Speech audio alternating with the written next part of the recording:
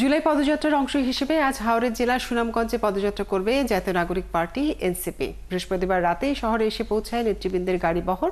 Circuit হাউসে রাত্রিযাপন করেন জাতীয় নাগরিক পার্টির নেতাকর্মীরা। আয়োজকরা জানান, এনসিপির কেন্দ্রীয় নেতারা দুপুরে মডেল মসজিদে জুমার নামাজ শেষে শহরের ডিএস রোড থেকে পদযাত্রা শুরু করে ট্রাফিক পয়েন্টে পথসভায় মিলিত হবেন। কর্মসূচিকে ঘিরে প্রায় 15,000 নেতাকর্মীর জমায়েত আশা করছেন সংশ্লিষ্টরা। পথসভায় বক্তব্য রাখবেন এনসিপির আহ্বায়ক নাহিদ ইসলাম, সদস্য সচিব আক্তার হোসেন, দক্ষিণাঞ্চলের মুখ্য সংগঠক হাসনাত আবদুল্লাহ, উত্তরাঞ্চলের মুখ্য সংগঠক সার্জিস আলম, সিনিয়র যুগ্ম আহ্বায়ক সামান্তা শারমিন, ডাক্তার তাসনিম জারা, মুখ্য সমন্বয়ক নাসিরউদ্দিন পাটোয়ারি সহ জাতীয় ও জেলা পর্যায়ের নেতাকর্মীরা। সুনামগঞ্জের পদযাত্রার খবর জানাতে আমাদের সাথে যুক্ত হচ্ছেন সহকর্মী শহীদ নূর আহমেদ।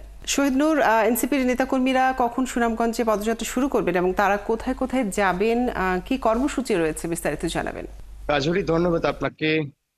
দেখুন, যাদের নেতৃত্বে বাংলাদেশের জুলাই অভ্যুত্থানের ইতিহাস রচিত হয়েছে, সেই নেতৃবৃন্দ আজকে সুনামগঞ্জে তাদের পদযাত্রা শুরু করবেন। আমি যদি আপনাকে জানানোর চেষ্টা করি, ঠিক আমার পেছনেই পথসভা যেটি হবে সেটির মঞ্চ আসলে করা হয়েছে। এটি হচ্ছে সুনামগঞ্জের আলফাতুদ্দিন স্কয়ার এবং এখান থেকেই মূলত সুনামগঞ্জের বিভিন্ন আন্দোলন সংগ্রাম এবং বিভিন্ন দাবি দাবা নিয়ে এটি একেবারে এই পয়েন্টটা পরিচিত এখানে আন্দোলনের সভাস্থল হিসেবে। ঠিক এই জায়গাটিকে বেছে নিয়েছেন যারা এনসিপি নেতৃবৃন্দ আছেন।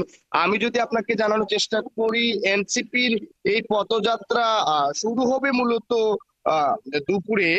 দুপুরে সুনামগঞ্জের মডেল মসজিদ থেকে নেতৃবৃন্দ নামাজ শেষ করে ডিএস রোড হয়ে মূলত এখানে আসবেন, অর্থাৎ এই মঞ্চস্থলে উঠেই তারা বক্তব্য রাখবেন।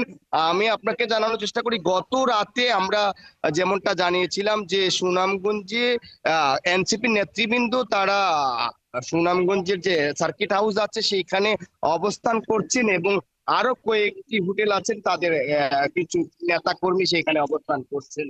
আমরা দেখেছি এখানে নাহিদ ইসলাম সহ এনসিপির যে সদস্য সচিব রয়েছেন আক্তার হোসেন, তাসনিম জারা সহ অনেককেই আমরা আসতে দেখেছি এবং তারা আসলে এই জায়গাতে অবস্থান করছেন। এবং আমরা সুনামগঞ্জের এনসিপি নেতৃবৃন্দের সাথে কথা বলে যেমনটা জানতে পেরেছি, তারা আসলে অবস্থান করলেও কোথাও দুপুরের আগে আসলে কোনো প্রোগ্রামে তারা যুক্ত হবেন না এবং শুধু পদযাত্রা শেষে এই মঞ্চস্থলে আসবেন এবং তারা বক্তব্য রাখবেন। এই কর্মসূচিকে ঘিরে কিন্তু আসলে সকল ধরনের প্রস্তুতি সম্পন্ন করা হয়েছে এবং আমরা নেতৃবৃন্দের সাথে কথা বলেছিলাম, তারা নিজস্ব স্বেচ্ছাসেবক সহ আসলে আইন শৃঙ্খলা বাহিনীর সহযোগিতা চেয়েছেন এবং তারা আশা করছেন এই ট্রাফিক পয়েন্টে প্রায় 15,000 নেতাকর্মীর সমবেত হবেন এবং তারা আসলে এই নেতৃবৃন্দর কথা শুনবেন, আগামীর বাংলাদেশ করতে তাদের দিক নির্দেশনা আশা করবেন।